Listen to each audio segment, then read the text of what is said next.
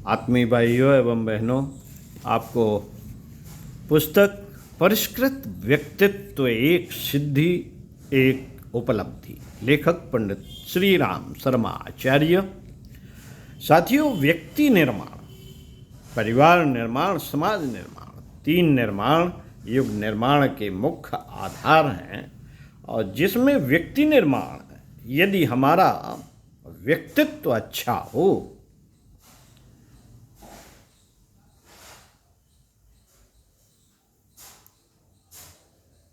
तो परिवार निर्माण और समाज निर्माण और युग निर्माण की ओर हमारे कदम बढ़ सकते हैं। जीवन में हर क्षेत्र में हमें सफलता प्राप्त हो सकती है, चाहे भौतिक जगत हो या आध्यात्मिक जगत। तो इसी क्रम में इस पुस्तक को हम पढ़कर सुनाएंगे। कृपया पढ़ते रहिए कुछ अच्छा और सुनते रहिए कुछ अच्छा। यदि ये पुस्तक आपके पास है तो अवश्य पढ़िएगा, और यदि नहीं है तो हमारी कोशिश रहेगी कि आपको पढ़कर सुनाते रहें। साथियों, समग्र व्यक्तित्व का विकास कैसे हो? उच्च शिक्षा, चतुरता या शरीर सौष्ठव भर से कोई व्यक्ति न तो आत्मसंतोष पा सकता है और न लोक सम्मान। इन सबसे महत्वपूर्ण है परिष्कृत व्यक्तित्व। प्रतिभाशील और उन्नतशील बनने का अवसर इसी आधार पर मिलता है। मित्रों, समग्र व्यक्तित्व के विकास को विज्ञान की भाषा में बॉडी इमेज कहा जाता है। जिन्होंने इस दिशा में अपने को विकसित कर लिया, उन्होंने दूसरों को प्रभावित करने की विशिष्टता को उपलब्ध कर लिया। ऐसे ही व्यक्तित्व प्रामाणिक और क्रिया कुशल माने जाते हैं। उनकी मांग सर्वत्र रहती है। वे न तो हीन समझे जाते हैं और न अपने कामों में असफल रहते हैं। बॉडी इमेज से तात्पर्य सौंदर्य, सज्जा या चतुरता से नहीं, वरन व्यक्तित्व की उस विशिष्टता से है जिसके आधार पर किसी की वरिष्ठता एवं विशिष्टता को स्वीकार किया जाता है। यह किसी के विश्वस्त, क्रिया कुशल एवं प्रामाणिक होने की स्थिति है। जिसके पास यह संचय है, समझना चाहिए उसके पास बहुत कुछ है। जो इस क्षेत्र में पिछड़ गया, समझना चाहिए उसे तिरस्कार का भाजन बनना पड़ेगा। मित्रों, यह विशिष्टता सज्जनता, विनम्रता एवं आत्म संयम के आधार पर विकसित होती है, धन से नहीं होती। यह विशिष्टता सज्जनता, विनम्रता एवं आत्म संयम के आधार पर विकसित होती है। ऐसे व्यक्ति उन दुर्गुणों से बचे रहते हैं जिनके कारण क्रिया कुशल, स्वस्थ एवं सौंदर्यवान होते हुए भी ऐसे कुकृत्य करने लगता है। ऐसे व्यक्ति उन दुर्गुणों से बचे रहते हैं जिनके कारण क्रिया कुशल, स्वस्थ एवं सौंदर्यवान होते हुए भी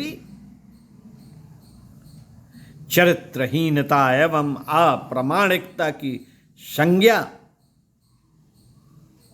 दी जा सके। ऐसे व्यक्ति उन दुर्गुणों से बचे रहते हैं जिनके कारण क्रियाकुशल, स्वस्थ एवं सौंदर्यवान होते हुए भी ऐसे कुकृत्य करने लगता है जिसे चरित्रहीनता एवं अप्रामाणिकता की संज्ञा दी जा सके।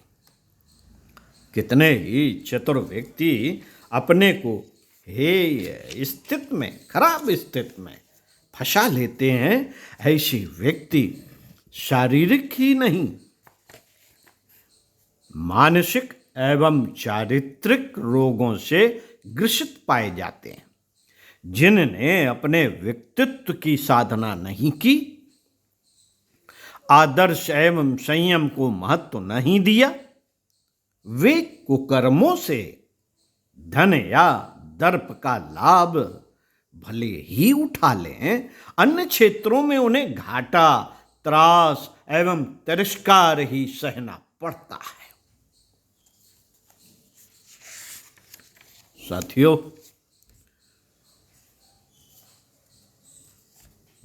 प्रत्येक व्यक्ति की अपनी सामाजिक तथा मनोवैज्ञानिक पृष्ठभूमि के आधार पर अपने शरीर के बारे में एक निश्चित धारणा या कल्पना होती है।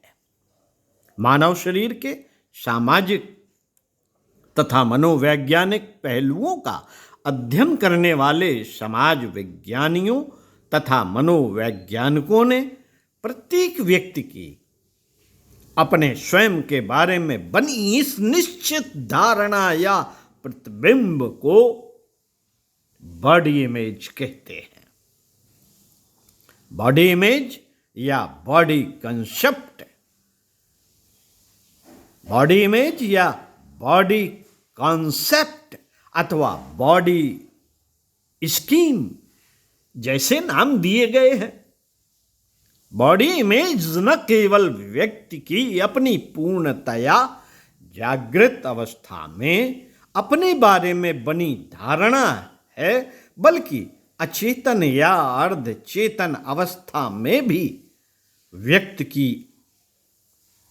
की अपने बारे में दृष्टिकोण, अपनी अनुभूतियां, अनुभव तथा उसकी मनोकल्पनाएं आदि भी इसमें सम्मिलित हैं।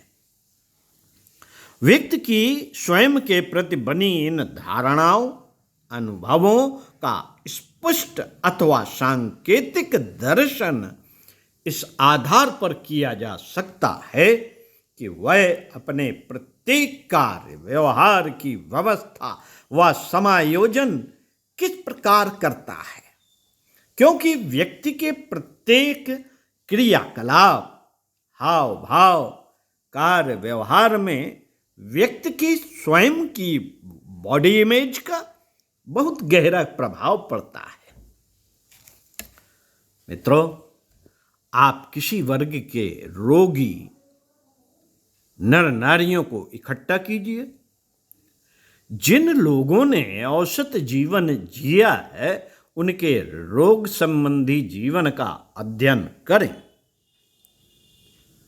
बहुतों को विभिन्न रोगों के दौर से गुजरना पड़ा है। इस प्रकार की बीमारियां प्रायः उन दिनों हुई जब उन्हें विभिन्न उतार चढ़ाव वाली मनः स्थिति से गुजरना पड़ा।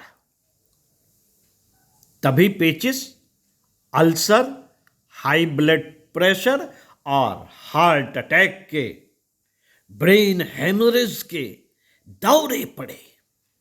अनुसंधान में पाया गया, मित्रों, अनुसंधान में पाया गया है कि लगभग सभी बीमारियां जब मानसिक दबाव की अधिकता बढ़ती है तभी उग्रतम होती चली जाती है। साइकोलॉजी टुडे पत्रिका में सितंबर 1984 डॉक्टर स्टॉप हेनरी का कहना है कि 1000 पीछे 75% रोगी उक्त कथन की सत्यता प्रतिपादित करते हैं। कुछ लोगों को अन्यों की उपेक्षा, मानसिक तनाव आदि अत्यधिक उग्र होते हैं। हमारे शरीर की विभिन्न क्रियाएं, जैसे गुर्दे का रक्त में से अशुद्धि का छान लेना, आंतों द्वारा पोषक आहार का शौक लेना आदि अनेकानेक अजूबी क्रियाएं मस्तिष्क एवं स्नायु तंत्र और पिट्यूटरी जैसी हार्मोन स्त्रावी ग्रंथियों के उचित स्वरूप में क्रियाशील होने पर निर्भर हैं। हमारे शरीर की विभिन्न क्रियाएं, जैसे गुर्दे का रक्त में से अशुद्धि का छान लेना, आंतों द्वारा पोषक आहार का शौक लेना आदि अनेकानेक अजूबी क्रियाएं मस्तिष्क एवं स्नायु तंत्र और पिट्यूटरी जैसी हार्मोन स्त्रावी ग्रंथियों के उचित स्वरूप में क्रियाशील होने पर निर्भर है। अपराधी प्रवृत्ति इन सभी गतिविधियों को अस्त व्यस्त कर देती हैं। अनैतिक गतिविधियां अपनाते समय अथवा उसके पश्चात अपना मुंह सूखने लगता है। अनैतिक गतिविधियां अपनाते समय अथवा उसके पश्चात अपना मुंह सूखने लगता है, जो इस बात का प्रतीक है कि पाचन क्रिया संपूर्णतया बंद कर दी गई है। शक्ति परिवर्तित तथा प्रगति के कारण सांसें तीव्र होती जाती हैं। साथ ही रक्त में इंडोराफिन जैसे नशीले पदार्थ का सम्मिश्रण हो जाता है।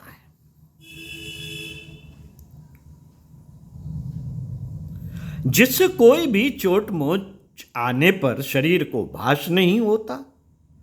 साथ ही साथ ACTH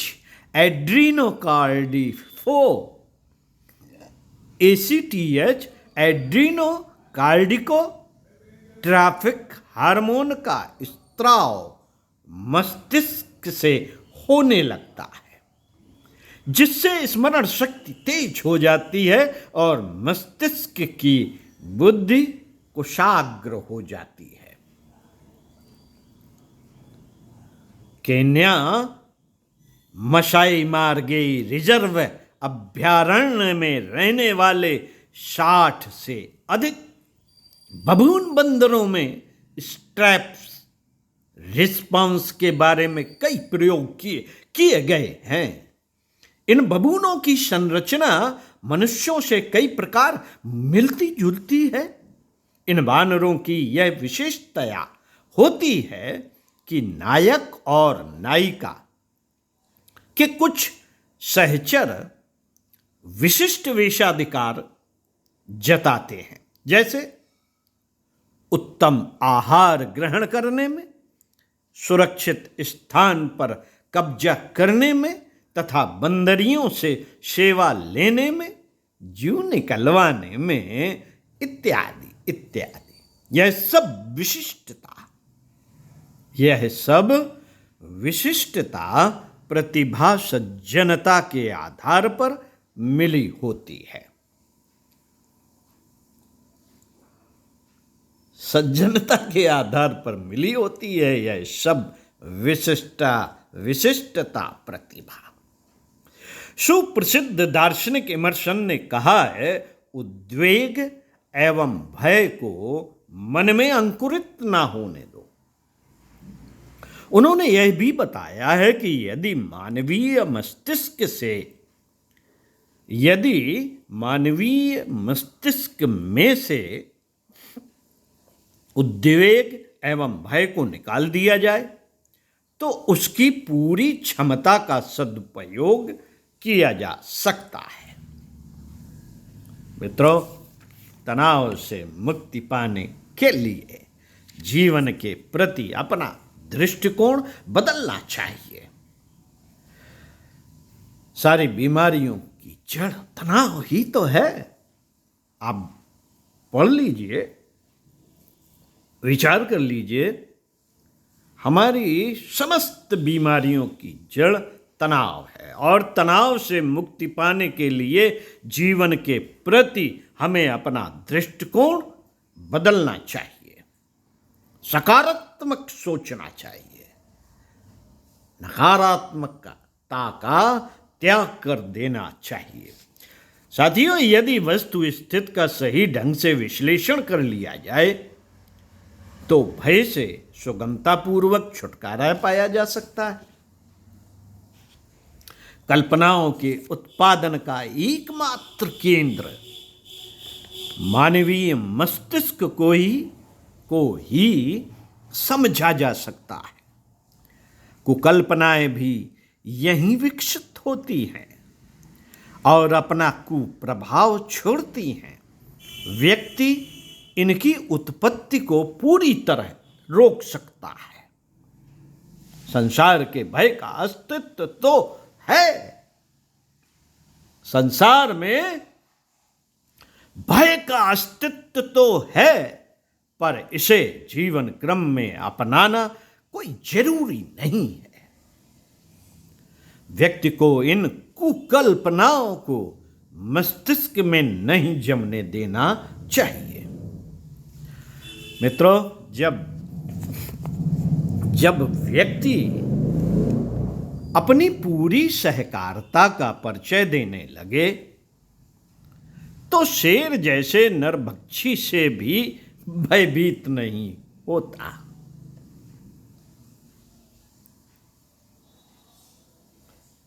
मामूली सी कायरता आ जाने पर चूहे जैसे नगण्य प्राणी से भी डरने लगता है। अरे काकरोच तक से लोग डरते हैं। उदाहरण के लिए चिड़ियों को देख सकते हैं। डरपोक चिड़िया किसान द्वारा बनाए गए पुतले बिजूका से डरकर भाग जाती है, जबकि साहसी अपना पेट भरकर ही हटती है।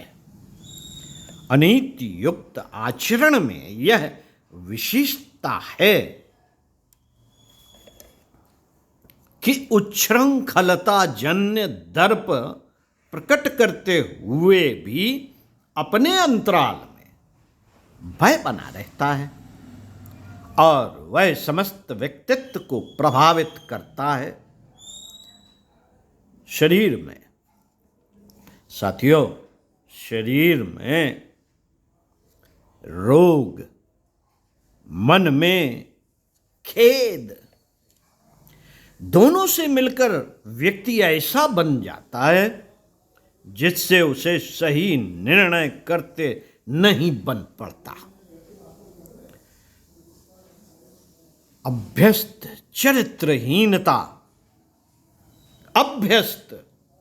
चरित्रहीनता दिन दिन बढ़ती जाती है और फिर वह व्यक्ति समाज में अपना स्थान बनाने तथा प्रगतिशील कदम उठाने की स्थिति में नहीं रहता।